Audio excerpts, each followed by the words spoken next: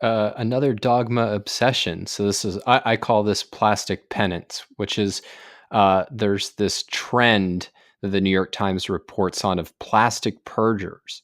So I mean, one way to appreciate how valuable something is to look at what it would mean to give it up.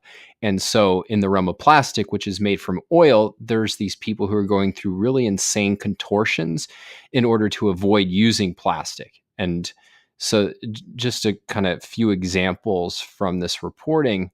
Um, you at the This is a quote: at the grocery store, you find yourself staring at a 10-foot shelf of yogurt brands with only one in a glass jar, We by Yoplait. But you don't like We by Yoplait. Also, it costs much more. What do you do? And then it quotes this woman from Santa Monica who's head of the Plastic Pollution Coalition. I wake up and think, how am I going to make it through the day without using any single use plastic? Right away, the challenge hits you in the bathroom with the toothbrush.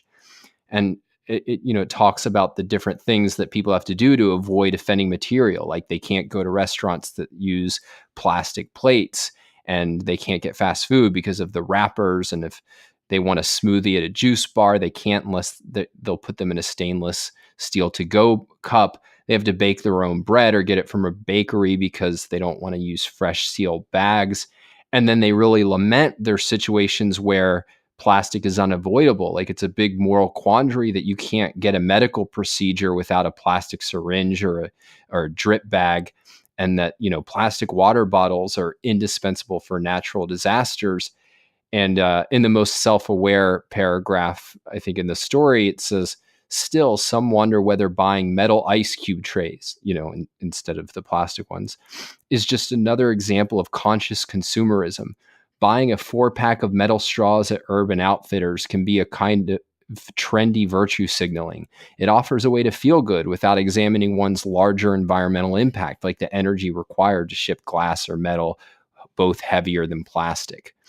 And I mean, my reaction on reading this is that, like, the whole orientation is that you gain virtue by sacrificing in order to avoid impacting the world. And then who are the villains? Well, the villains are the people who are creating values, right? Like you're virtuous because you use metal straws and won't, go to McDonald's. But like the people who supply the energy that make even those things possible, they're sinful because they're not depriving themselves of all of these things. And it's just the whole framework for what it means to, like, what you should be focused on in life, I think is severely anti-human, to say the least. Yeah, so just to keep tying this to what I've been talking about today, it's just the highest goal is the unimpacted environment, nature with as little human impact as possible. And so really what do you do there? Ultimately you do inaction. And what they're finding is, oh well, any action impacts the environment. Any action has some impact, and thou shalt not impact. So what do we do? And versus just, well, question the code and say, no, our goal is to enhance the human environment. And thus it's good to use plastic, and then let's intelligently use it. So let's figure out, how do we dispose of it? How do we get energy from it? But this is another case where people have this, if your standard or your ultimate goal is the unimpacted environment, then it seems like the world is terrible because, oh my gosh, there's all this plastic piling up and there's more CO2 in the atmosphere. And you don't see, wow, the world is so good.